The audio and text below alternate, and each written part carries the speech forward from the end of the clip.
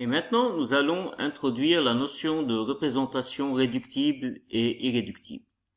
Mais avant cela, nous allons introduire la notion de sous-espace invariant.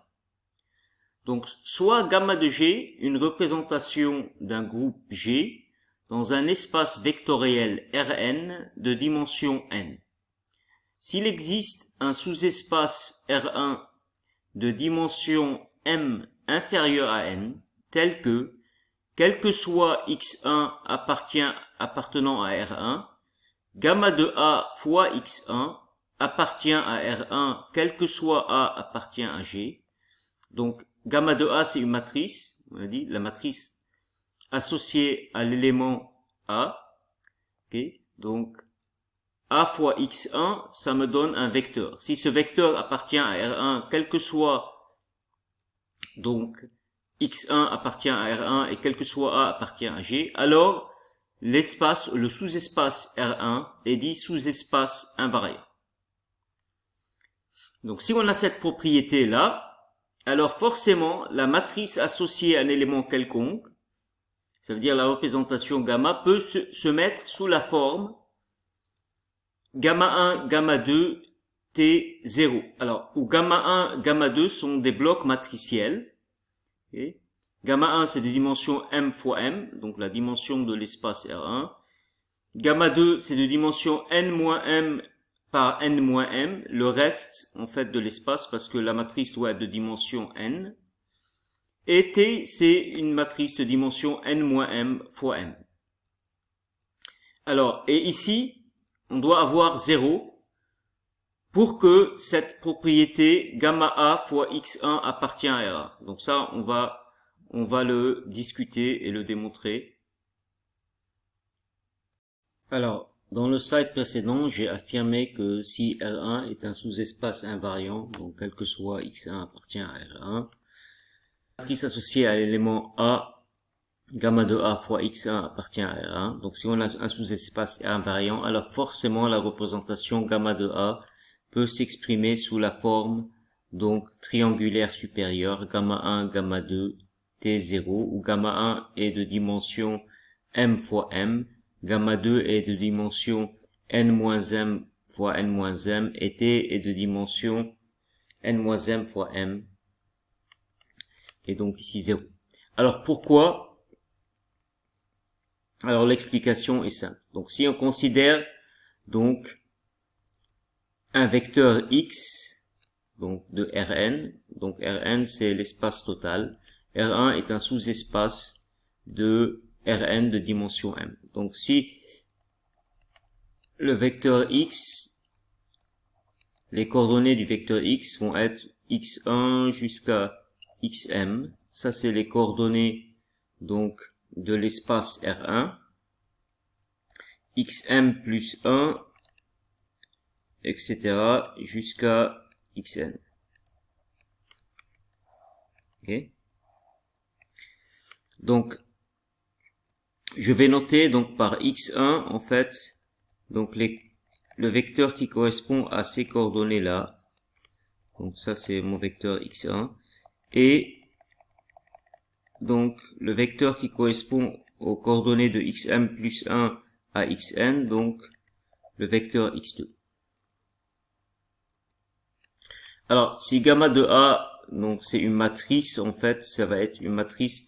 Donc c'est une représentation dans un espace de dimension n, c'est une matrice de taille n fois n. Okay.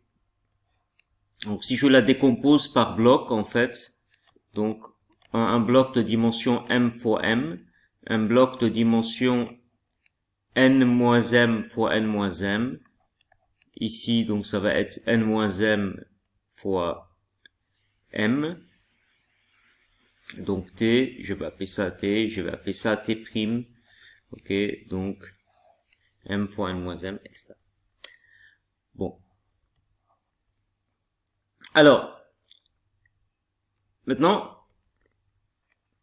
donc un vecteur x de Rn, je peux le décomposer donc en un vecteur x1, un vecteur x2. Okay, donc ça c'est un vecteur de R1 et ça c'est un vecteur de R2. Donc il a une composante dans R1, une composante dans R2. Alors si donc quand je multiplie donc la matrice gamma de A fois un vecteur donc x1 de R1, donc un vecteur x1 de R1, il va avoir que des composantes dans R1. Donc x1 est 0 donc dans R2. Si je multiplie ça, donc gamma de A fois un vecteur de R1, je dois obtenir, ok, si c'est un sous-espace invariant, donc que des composantes dans R1. Ok, donc si je fais la multiplication ici, gamma 1, t, t', gamma 2, okay, x1, 0, alors ici, je vais obtenir donc gamma 1, x1, t', x1. Donc, étant donné donc que je dois avoir que des composantes dans R1, donc ça doit être 0. Ok, donc la matrice T' ici, T' doit être égal à 0. Et donc ça doit être égal à 0. Ok, donc si j'ai un sous-espace invariant, donc forcément toutes les matrices en fait de la représentation peuvent s'écrire sous cette forme, donc triangulaire supérieure avec ici 0. Donc ça c'est dit, on appelle ça une représentation réductible. On verra ça par la suite.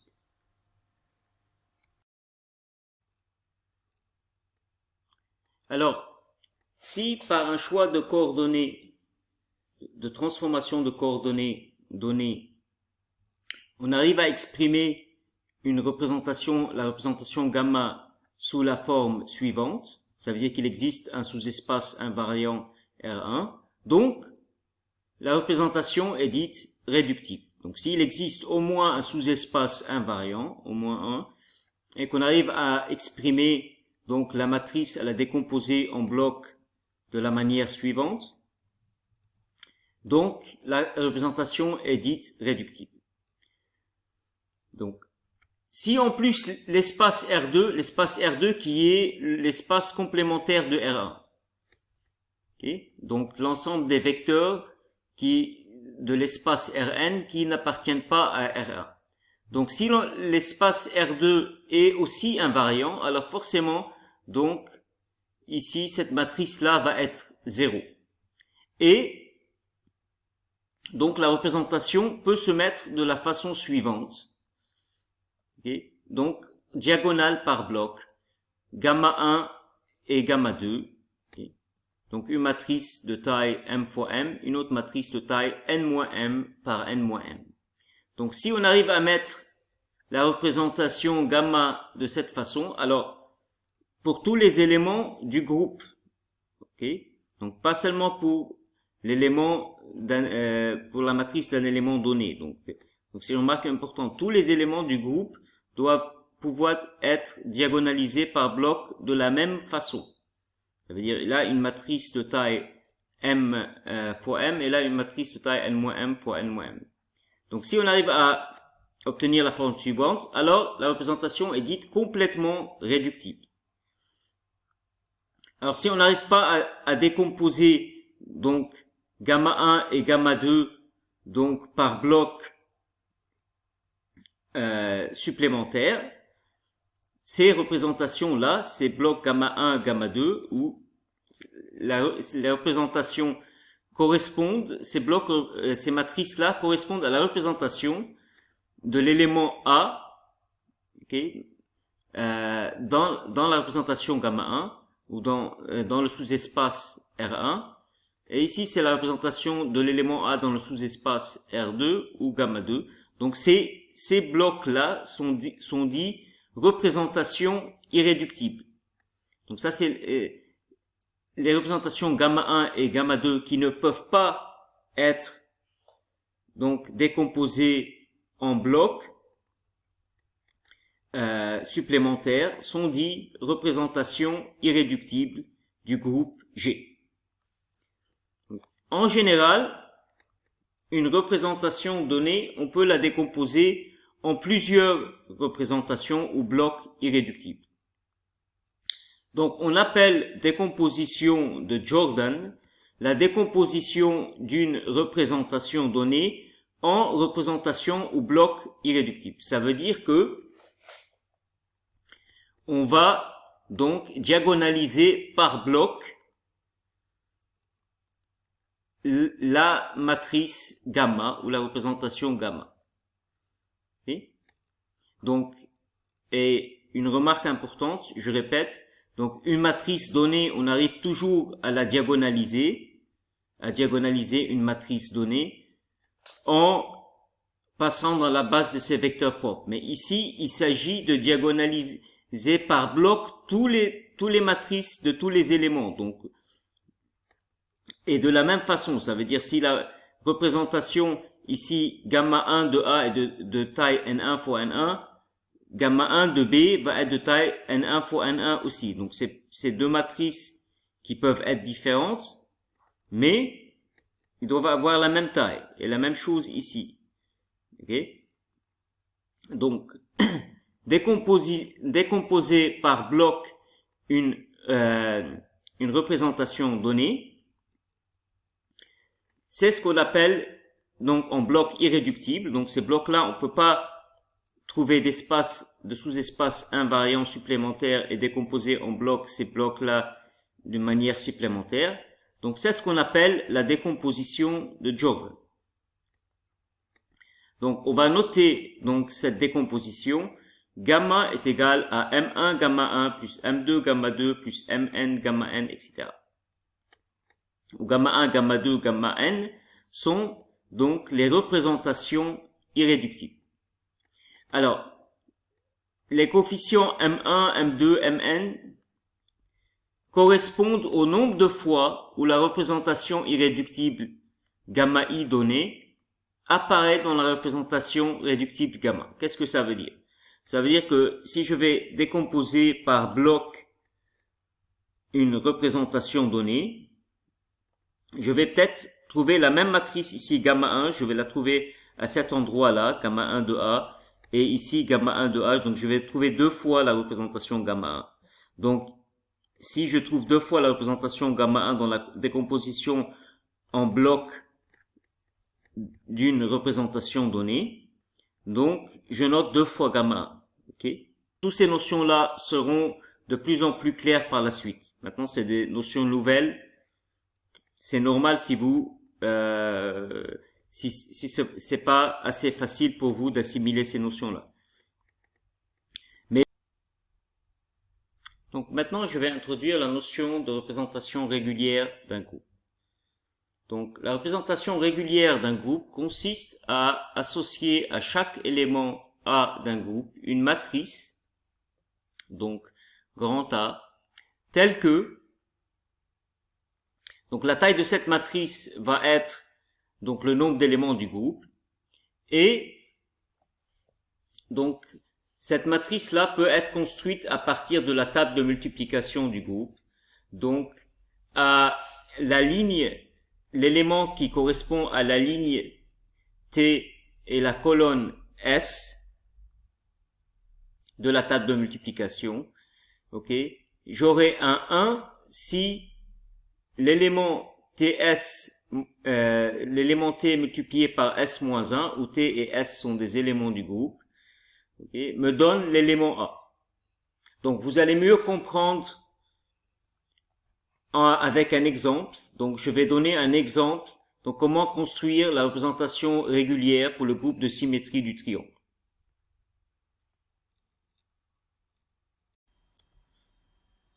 Alors, comme exemple d'une représentation régulière, alors je vais donner l'exemple de la représentation régulière du groupe de symétrie du triangle équilatéral.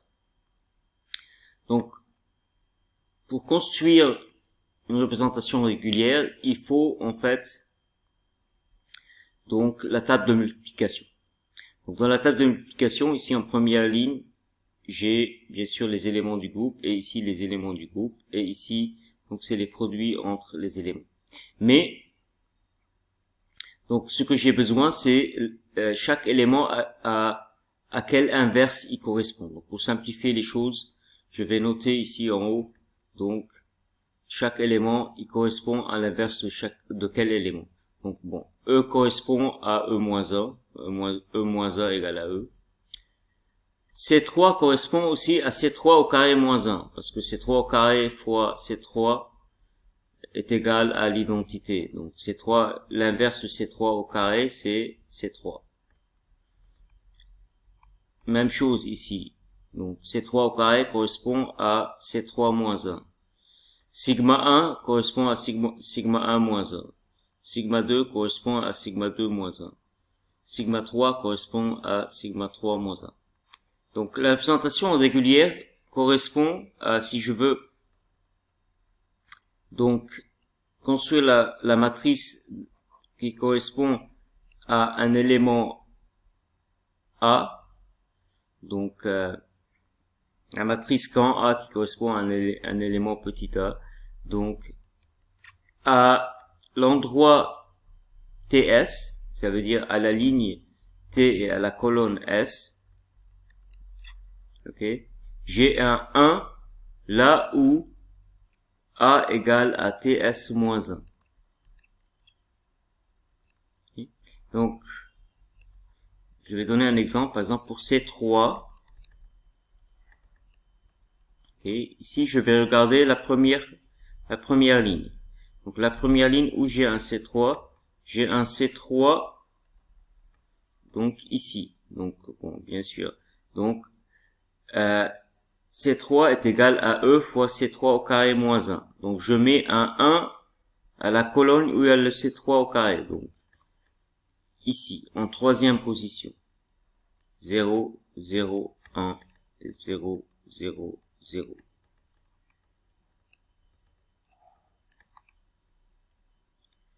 Même chose, en fait, pour la deuxième ligne. Pour la deuxième ligne, j'ai le C3 ici. C3 égale C3 fois E moins 1. Donc, je mets donc le 1 à l'endroit où, à la colonne où j'ai le E. Ici, donc, c'est ici, première colonne. Même chose, pour la troisième ligne, j'ai le C3 ici. Donc C3 est égal à C3 au carré fois C3 moins 1. C3 au carré fois C3 au carré, mais C3 au carré c'est C3 moins 1. Okay. Et donc je vais mettre un 1 à la colonne où il y a le C3, donc en deuxième colonne pour la troisième ligne. Donc 0, 1, 0, 0, 0, 0. Pour la quatrième ligne, j'ai le C3 ici. Donc c'est sigma 1 fois sigma 3 égale à C3. Et c'est égal à sigma 1 fois sigma 3 moins 1. Donc je vais mettre le C3. Donc je vais mettre le 1 à la colonne où j'ai le sigma 3. Donc à la même colonne. Ici. Donc 1. Même chose ici. Le C3 est ici. Et comme sigma 1 moins 1 égale sigma 1, donc ça va être à la quatrième colonne. Et pour la sixième ligne, le C3 est ici, bon, à la cinquième colonne. Ici. Alors, comme vous remarquez, pour la matrice C3, pour tous les éléments du groupe, ça va être la même chose. J'ai des zéros partout sur la diagonale, en fait. Et ça, c'est dû à la définition de, donc, la représentation régulière. J'ai des zéros partout sur la diagonale, alors, sauf pour bien sûr, donc la matrice qui correspond à l'identité. La matrice qui correspond à l'identité, elle va avoir en fait des 1 sur la diagonale et des 0 partout. Donc la matrice qui correspond à l'élément neutre, ça va être l'identité. Ok.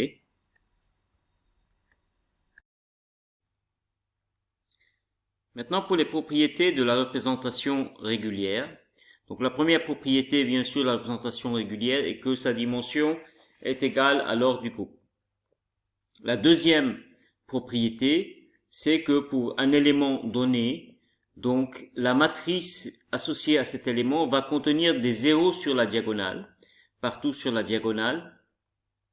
Donc comme on l'a vu pour la représentation de l'élément C3, de par la construction en fait de la représentation régulière.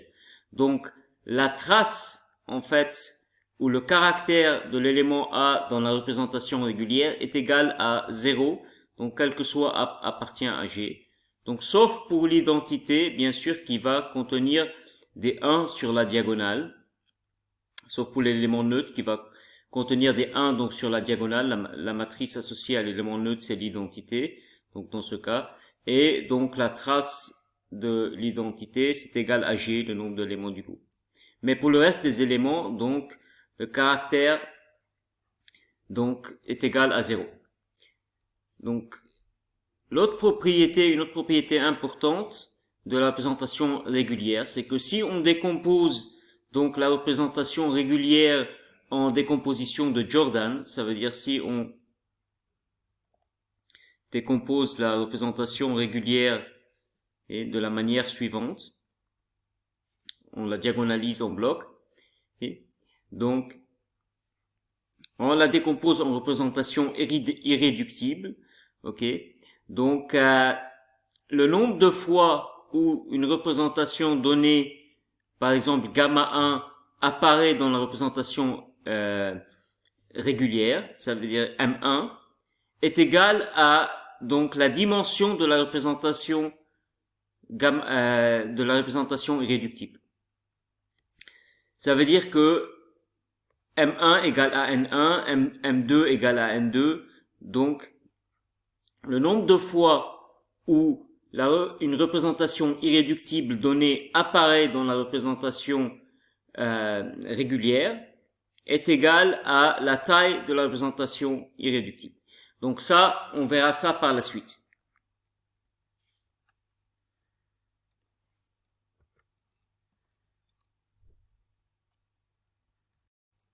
Et maintenant, je vais introduire la notion de représentation unitaire. Donc soit R un espace vectoriel, donc muni d'un produit scalaire. Donc on va définir le produit scalaire dans le sens général, en fait, tel que défini dans l'espace de Hilbert en mécanique quantique. Donc la propriété générale du produit scalaire, c'est que le produit scalaire de x fois y est égal à y fois x conjugué, et que le produit scalaire de x fois x est positif. Donc où x ici, c'est pas nécessairement donc un vecteur de l'espace cartésien, c'est donc un vecteur qui peut être complexe, etc. Donc dans l'espace des fonctions d'onde ou autre. Donc une représentation d'un groupe G est dite unitaire si, quel que soit A appartient à G, la matrice gamma de A est unitaire. Une matrice unitaire, ça veut dire que l'inverse de la matrice est égal au transposé conjugué de la matrice, gamma plus, okay, de A. Donc gamma moins 1 égale à gamma plus est égal à gamma de A moins 1. Ça, c'est la propriété d'une matrice unitaire. Donc une représentation unitaire, c'est une représentation telle que donc toutes les matrices associées aux éléments du groupe sont unitaires.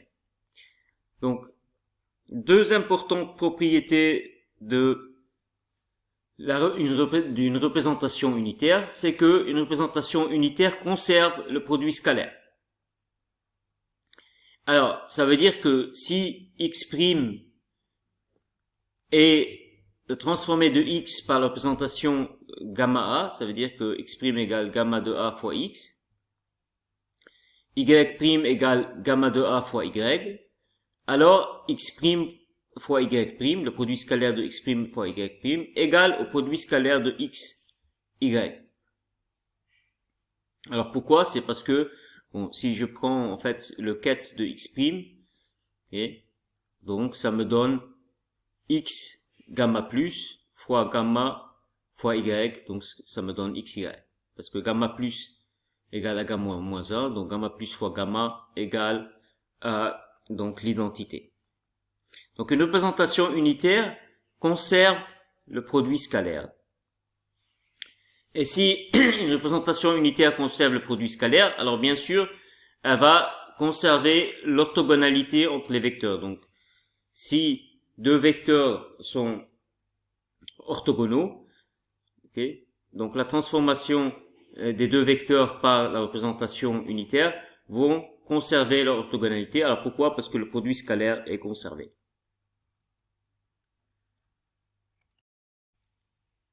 Donc un premier théorème important concernant les représentations unitaires. Toute représentation unitaire réductible est entièrement réductible. Donc ça veut dire qu'on peut la décomposer exactement en blocs, faire la décomposition de Jordan. Alors maintenant je vais donc démontrer le théorème 1, donc qui dit que toute représentation unitaire réductible est entièrement réductible. Donc si une représentation donc est réductible, ça veut dire que si gamma est réductible,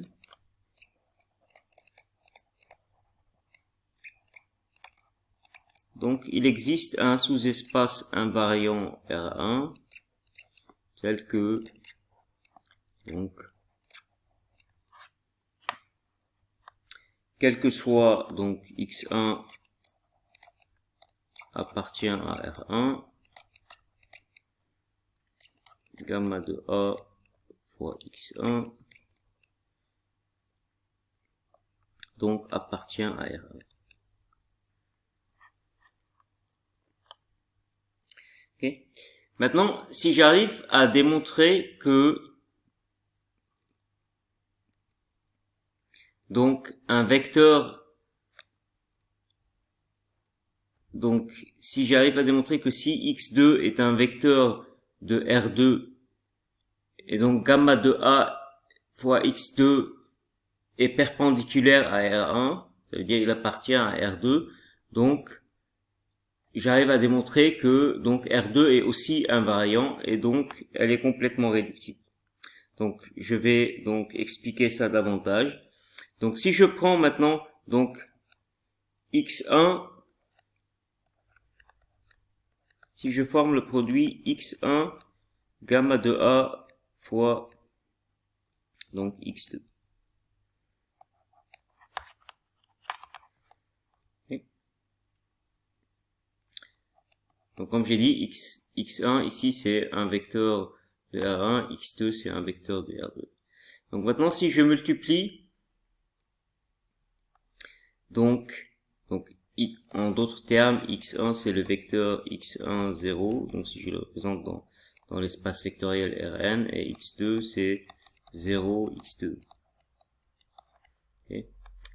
Donc maintenant, si je forme ce produit-là, maintenant, si ma représentation est donc unitaire, si je multiplie de ce côté-là par gamma plus et par gamma plus de ce côté-là, le produit scalaire est inchangé parce qu'on a vu qu'une représentation unitaire donc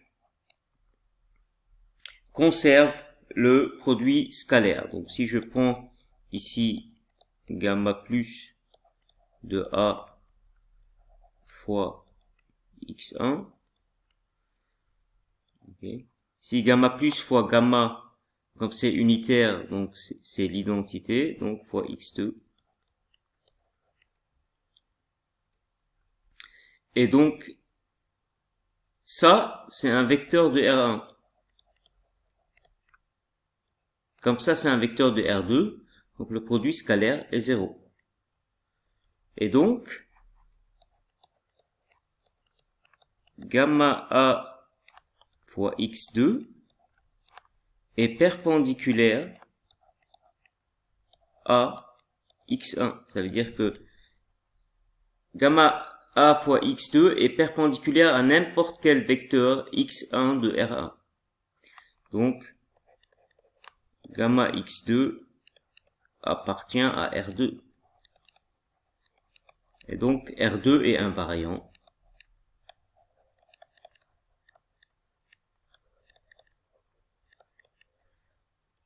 Donc, on avait vu en fait que donc si R1 était invariant, on pouvait exprimer donc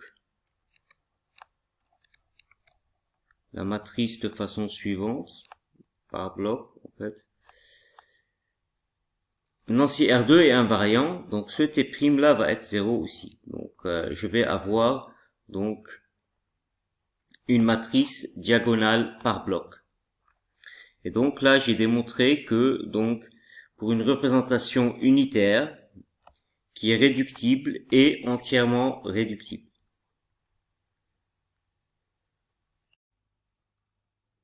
Alors maintenant, un deuxième théorème.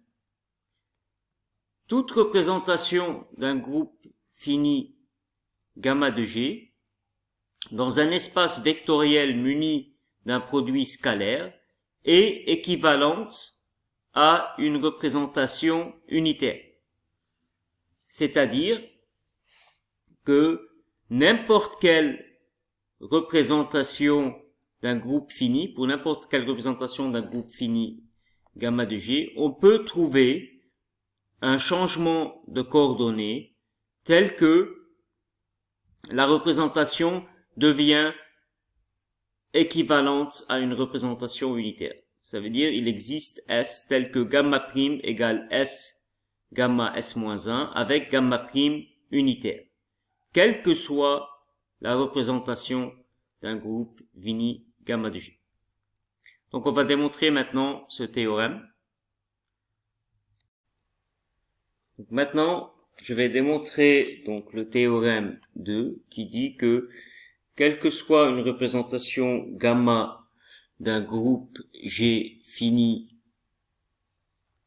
muni du produit dans un espace vectoriel muni d'un produit scalaire, okay, donc cette représentation est équivalente à une représentation unitaire. Ça veut dire il existe une représentation gamma prime telle que gamma prime égale S gamma S-1 avec gamma prime unitaire. Donc on va démontrer ce résultat-là. Donc premièrement, on va former donc la matrice Q qui est égale à la somme sur tous les éléments A de G de la matrice gamma de A fois transposé fois gamma de A. Donc ça c'est la somme sur tous les éléments A de G du produit de ces matrices. Alors, si je considère donc un élément B de G et je forme le produit gamma plus B Q fois gamma de B. Okay. Donc ça c'est égal à la somme gamma plus B par gamma plus A par gamma A gamma B. Okay. Donc la somme sur A appartient à G. Okay. Maintenant, gamma plus de B fois gamma plus de A, ça c'est gamma de B, gamma de A, gamma de B, le tout plus. Ok, parce que Donc le transposé, on prend le transposé du produit de deux matrices, ça inverse en fait les transposés. Donc A fois B transposé, c'est B transposé fois A transposé. Donc c'est fois gamma de A, gamma de B. Bon, comme une représentation c'est un homomorphisme, ok, donc ça c'est donc gamma de A fois B, le tout plus par gamma de A fois B. Bon, la somme sur A ici. Bon, A fois B, A et B c'est deux éléments de G, donc ça c'est donc un élément C de G, différent de A et B, ça c'est un élément C de G. Donc je peux réexprimer en fait comme étant la somme sur C de gamma de C plus, okay, C appartient à G, gamma de C. Bon. Ça, c'est la même chose que Q.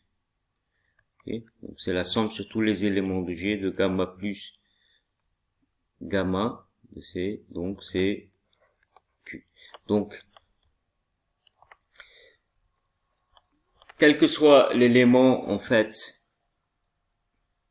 B, si je multiplie gamma plus de B fois Q gamma de B, j'obtiens la matrice Q elle-même. Okay. Maintenant, la matrice Q définie de cette sorte-là est une matrice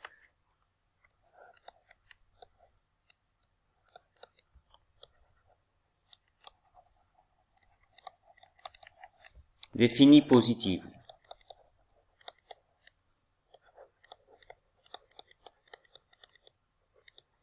Bon. Si vous vous rappelez, en analyse numérique, qu'est-ce que ça veut dire une matrice définie positive? Ça veut dire que quel que soit donc le vecteur x, si je fais xqx, donc c'est toujours positif en fait.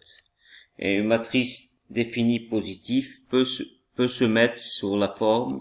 Donc ça c'est un résultat d'algèbre linéaire.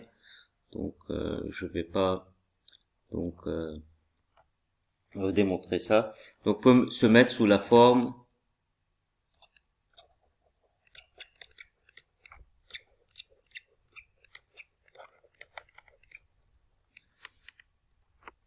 ok, S plus S, excusez-moi.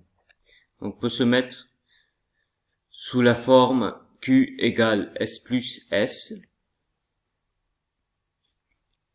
avec S inversible. Donc S moins 1 existe. Okay. Le fait que j'ai défini en fait Q de cette façon-là, donc ça veut dire que je peux la mettre sous la forme Q égale S plus S. Et maintenant, on va démontrer que, donc,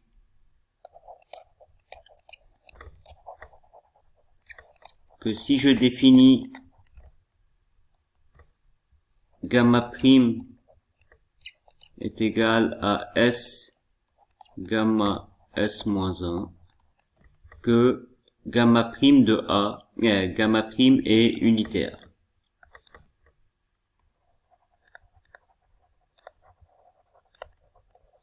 Donc gamma prime est unitaire, ça veut dire quel que soit l'élément A, j'ai gamma prime de A transposé conjugué fois gamma prime de A est égal à l'identité. Bon, on va former ce produit, on va voir si c'est égal à l'identité. Donc gamma prime de A transposé conjugué fois gamma prime, alors il faut remplacer ici gamma prime par son expression.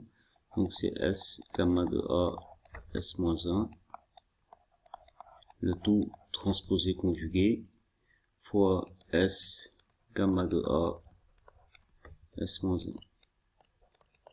1. Alors, quand je prends transposé d'un conjugué d'un produit, alors il faut inverser l'ordre des produits. Donc ici ça devient S-1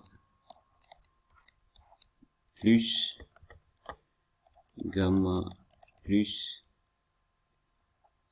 de A S plus fois S gamma de A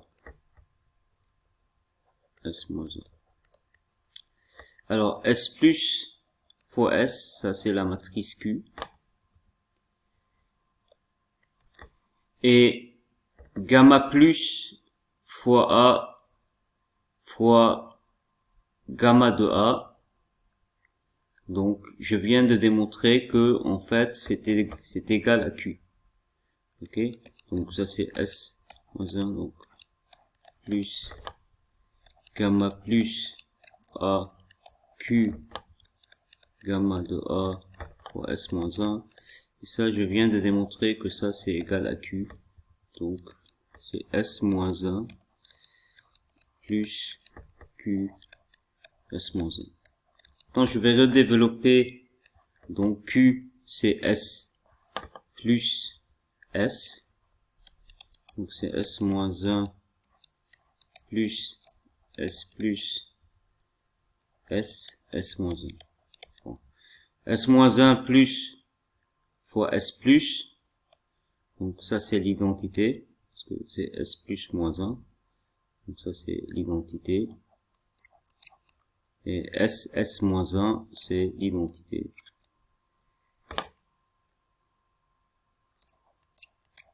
Donc j'obtiens bien l'identité en fait. Ok, ces deux produits sont l'identité, j'obtiens bien l'identité. Donc si je définis gamma prime S gamma S moins 1, gamma prime est unitaire. Donc j'ai démontré que donc quelle que soit une représentation gamma d'un groupe fini muni des produits scalaires, c'est équivalent à une représentation unitaire. Donc je peux trouver une matrice S telle que gamma prime égale S gamma S moins 1 avec gamma prime unitaire.